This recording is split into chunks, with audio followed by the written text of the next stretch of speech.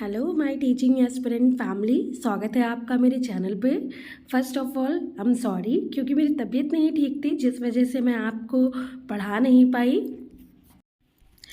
But अब मैं कोशिश करूँगी कि जल्द से जल्द आपका साइंस कवर कर पाऊँ और प्रीवियस ईयर क्वेश्चन पेपर आपको लगाने में हेल्प करूँ। और आपको मैं सोच रही थी कि आपको मैथ्स का एक डेली वीडियो अपलोड करा दूँ। चलिए चलते हैं अब अपने टॉपिक की तरफ, जो कि है food and it's components. Syllabus में फूड एंड इट्स कंपोनेंट्स करके तो सबसे पहले हम क्या देखेंगे कि फूड के बाद हम इसमें सोर्सेज ऑफ फूड की सोर्स क्या क्या होते हैं, कंपोनेंट्स क्या है फूड में, और फिर हम इसका जैसे फूड क्या होता है। फूड होता है जिसे लोग और जानवर खाकर जीवित या पौधे अवशोषित करते हैं। हम सबको खाने की ज़रूरत है किसी ना किसी तरीके से, जिससे कि हम जीवित रह सकें। तो हम जानवर और पौधे तीनों ही अपना अपना फूड बनाते हैं या किसी दूसरे से लेते हैं। सोर्स ऑफ फूड पे आएंगे तो मेन सोर्स हमारा क्या है, तो मेन सोर्स होता है प्लांट्स और एनिमल्स। हम फूड कहाँ से लेते हैं, या तो प्लांट से या फिर एनिमल से। कंपाउंड्स में अगर हम बात करें तो कंपोनेंट्स की बात करेंगे तो कंपोनेंट्स में आ जाएंगे हमारे कार्बोहाइड्रेट, फैट्स, विटामिन और मिनरल्स। कार्बोहाइड्रेट हो गए हमारे वीट, राइस, पोटैटो एक्सेट्रा। अगर हम फैट की बात करें तो फैट में मतलब वो चीज़ें सारी आती हैं जो चिकनाई जिसे हम बोलते हैं, बटर, घी, मिल्क, चीज़। और प्रोटीन में मिल्क, एग, ये इस तरीके की चीज़ें आ जाएंगी। मिनरल्स की बात करें तो मिनरल्स हमारी बॉडी के लिए बहुत ज़रूरी होते हैं। इनकी कमी होने से बहुत तरीके की बीमारियां हो जाती हैं, जैसे कैल्शियम, फॉस्फोरस, आयरन, सोडियम। अब हम बात कर लेते हैं कुछ क्विक टिप्स की। मैं पूरी एनसीईआरटी आपको कंप्लीट करा रही हूँ, तो मैं यही चाहूँगी एक भी पॉइंट आपका छूटने ना पाए, ठीक है, क्योंकि क्वेश्चन एनसीईआरटी से बने तो कहीं से भी बन सकता है। तो आप प्रॉपर, बस फिर से यही कहना चाहूँगी कि नोट्स को जितना शॉर्ट में हो सकता है आप बनाइए और फिर आराम से उसको रिवाइज करने के लिए खाली छोड़ दीजिए, ठीक है। क्विक टिप्स पे आते हैं तो देखिए, जैसे धान और गेहूं में कहाँ से मिलते हैं, पता ही है, प्लांट से। शुगर कहाँ से मिलती है, शुगर केन से, मीन्स प्लांट हो गए। मिल्क प्रोडक्ट हमें कहाँ से मिलते हैं, हम एनिमल उसका सोर्स होते हैं। फिर हम आते हैं ऑयल। जितने भी ऑयल्स हमें मिलते हैं वो सीड से मिलते हैं। और सीड जैसे मस्टर्ड हो गया, मस्टर्ड यानी कि सरसों, हम लीफ से इनका साग भी लेते हैं। या फिर हमारी इसमें क्या कहते हैं, जैसे मूंगफली का तेल, सूरजमुखी का तेल आप सुनते होंगे, सोयाबीन का तेल, ये सारे ऑयल हमें कहाँ से मिलते हैं, सीड से मिलते हैं, ठीक है। और ये सब प्लांट से मिलता है। Now we eat different part of plants like. अब हम क्या क्या ये कहना चाह रहे हैं यहाँ पे कि देखिए, मैं हिंदी और इंग्लिश आपको दोनों में प्रोवाइड करा रही हूँ, तो मैं कोशिश करूंगी कि आपको किसी भी तरीके की कोई प्रॉब्लम ना हो, स्पेशली हिंदी मीडियम वालों को। We eat different part of plants like root, stem, fruit, flower and leaves. कहने का मतलब ये है कि हम पौधे के बहुत से भागों को खाते हैं, जैसे किसी का हम रूट खाते हैं, किसी के स्टेम को यूज करते हैं खाने में, किसी का फ्रूट हम यूज करते हैं, किसी चीज का हम फ्लावर का भी यूज करते हैं। और पत्तियों से, जैसे कि अभी ऊपर ही बताया था कि आपको यहाँ पे साग मिलते हैं। फिर हम आते हैं चुकंदर, पालक, गाजर आदि पौधों की पत्तियां और तना दोनों खाने योग्य होता है, ठीक है। देखिए, जैसे पालक की हम पत्तियां भी खाते हैं, गाजर हम खाते ही हैं, आपको पता ही, तो पत्तियां तो है नहीं खाते हम, तना खाते हैं। वैसे ही plant root as a food. अब देखिए, जैसे हम स्टेम किसका खाते हैं, तो स्टेम हम कैरेट, ठीक है, कैरेट यानी कि गाजर, रेडिश मूली, बीटरूट चुकंदर, स्वीट पोटैटो यानी कि शकरकंद, और टर्निप शलजम, इन सब का हम स्टेम खाते हैं। लीव्स हमें किससे मिलती है, स्पिनच, पालक, कैबेज, मस्टर्ड प्लांट। फ्लावर्स पे आएंगे तो बनाना प्लांट, पंपकिन प्लांट, सनफ्लावर। आपने देखा होगा लोग कहते हैं कद्दू के फूल की पकौड़ी या सब्जी बनाते हैं, तो वो पंपकिन प्लांट्स में जो हम फ्लावर्स होते हैं उनको यूज करते हैं। ये देखिए, ये नोट मैंने लिखा हुआ है कि we get more energy from fat than carbohydrate. हमें ज्यादा एनर्जी किससे मिलती है, हमें ज्यादा एनर्जी मिलती है फैट से, कार्बोहाइड्रेट की अपेक्षा। अगर आपसे पूछा जाए आपको कार्बोहाइड्रेट से एनर्जी मिलती है या फैट से, तो फैट से हमें ज़्यादा एनर्जी मिलती है। इसके अगर अलावा हम बात करें तो रफेजेस हमारी बॉडी के लिए, रफेजेस हमारी बॉडी जिन्हें हम रोक्षांश कहते हैं, बहुत ही इंपॉर्टेंट होते हैं। अब इनका रोल क्या होता है, ये हमें पोषण प्रदान नहीं करते लेकिन help in excretion of wastage form our body. ये हमारे जितनी भी बॉडी में एक्सक्रीटरी ऑर्गन के थ्रू जो भी हमारा वेस्ट होता है, उस वेस्ट को बाहर निकालने में हमारी हेल्प करते हैं। और उतनी ही हमें पानी की आवश्यकता है। पानी हमें हमारे शरीर में ज़रूरत से ज़्यादा नहीं लेकिन एक क्वांटिटी में अवश्य ही पहुंचना चाहिए। अब हम रफेजेस की बात करें तो रफेजेस में क्या आ जाता है, दाल आते हैं, आलू, ताजे फल, सब्जियां, ये सब रफेजेस में आ जाए। फिर हम आते हैं प्रोटीन पे। प्रोटीन की बात करेंगे तो प्रोटीन किसके लिए यूज होती है, प्रोटीन सबसे ज़्यादा हड्डियों और मांसपेशियों की तीव्र वृद्धि के लिए। कैल्शियम कैल्शियम को हमारी बॉडी में बढ़ाने के लिए हमें कैल्शियम की नीड होती है। लौह तत्व की बात करें तो रुधिर आयतन में विस्तार व कृषि व वृद्धि के लिए, रुधिर आयतन में विस्तार व वृद्धि के लिए। ठीक है, फिर हम आते हैं शैशवावस्था। शैशवावस्था जन्म से 12 माह तक होती है, जैसा कि हमने चाइल्ड साइकोलॉजी में भी पढ़ा हुआ है। लेकिन यहाँ पे मैं एक पॉइंट ऐड करना चाहूँगी, अगर ये क्वेश्चन बनता है तो आपको याद रहे कि वजन बच्चे का 6 माह में 2 गुना हो जाता है और 1 साल में 3 गुना हो जाता है। वहीं माता के दूध में कोलेस्ट्रम नाम का पीले रंग का पदार्थ, पूछ लिया जाए माता के दूध में पीले रंग का क्या सब्सटेंस पाया जाता है तो उसे हम कोलेस्ट्रम कहते हैं। ठीक है, यह एक तरल पदार्थ होता है। अगर अब हम आते हैं टेस्ट, ये इनसे क्वेश्चन जरूर बनता है कि हम टेस्ट के लिए, जैसे हमें पता है, बच्चों को नहीं पता होता कि किसमें कौन सी चीज़ है, तो उसका हम एक्सपेरिमेंट कैसे करेंगे, कैसे जांचेंगे कि उसके अंदर क्या क्या है, प्रोटीन है कि कार्बोहाइड्रेट है, हम उसका टेस्ट करेंगे कैसे। उसके लिए हमें कुछ चीज़ों की जरूरत पड़ती है। क्वेश्चन ये भी बनता ही है कि आपको टेस्ट के लिए किन किन चीज़ों की आवश्यकता होती है। तो आयोडीन, कॉपर सल्फेट सोल्यूशन और कास्टिक सोडा, इन तीनों में से कोई भी एक ऑप्शन दे रखा हो, आपको टिक मार देना है। उसके लिए पहला नंबर पे हम लेंगे आयोडीन का डाइल्यूट सोल्यूशन, तनु विलयन कहते हैं।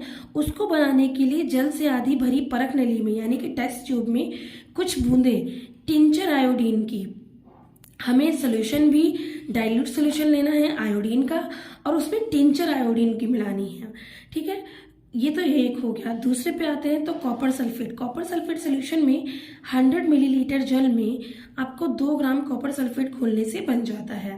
थर्ड पे आएंगे तो हम 100 मिलीलीटर जल में 10 ग्राम, ये क्वांटिटी याद रखिएगा, जब कॉपर सल्फेट की बात करेंगे तो 100 मिलीलीटर होगा जल, और जब हम 100 मिलीलीटर जल की बात करेंगे तो 10 ग्राम कास्टिक सोडा का यूज़ करेंगे।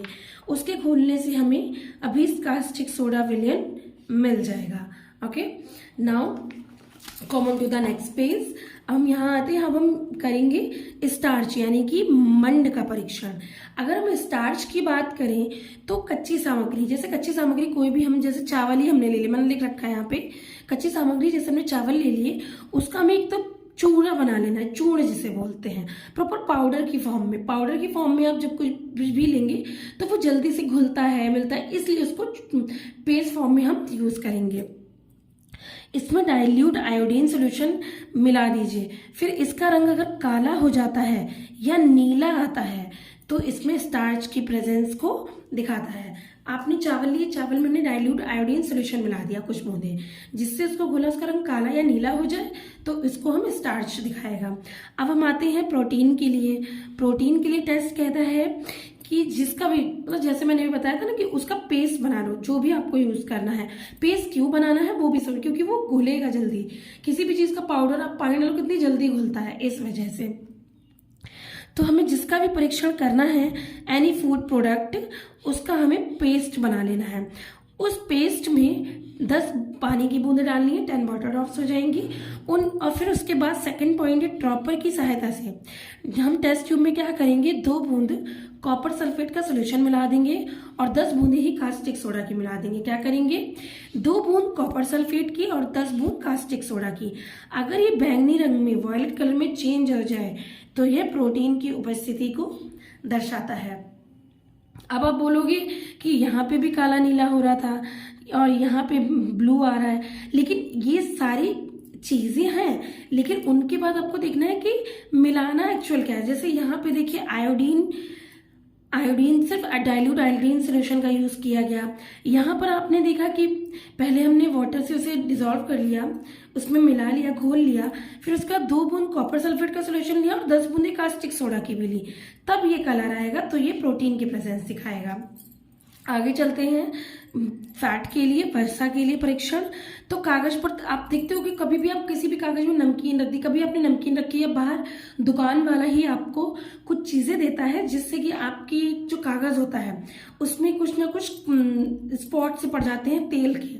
तो ये क्या होते हैं, जब कागज पर तेल का धब्बा आ जाए तो उसमें वसा है। वैसे कि मैंने आपको सोर्सेज बताए हैं, जितने भी आपको ये तेल, मस्टर्ड ऑयल, सनफ्लावर ऑयल और ये जो आपका मूंगफली का तेल, जो भी इस तरीके का है वो आपका वसा में आता है। अब देखिए नोट, एक पॉइंट है मेरे पास, वसा और कार्बोहाइड्रेट भोजन को ऊर्जा देने वाला भोजन भी कहते हैं। दोनों ही ऊर्जा देते हैं, दोनों ही फूड एनर्जी गिविंग फूड है, तो इस वजह से इसे ऊर्जा देने वाला भोजन कहते हैं। और जिसमें प्रोटीन होता है, प्रोटीन युक्त भोजन को शरीर वर्धक भोजन कहते हैं। क्यों? क्योंकि प्रोटीन हमारे शरीर की वृद्धि पे ध्यान देता है, उसको फोकस करता है।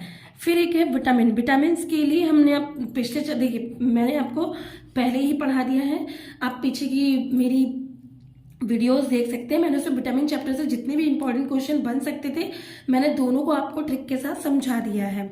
हमारे शरीर में खनिज लवणों की आवश्यकता होती है। खनिज लवण मोस्ट इंपॉर्टेंट।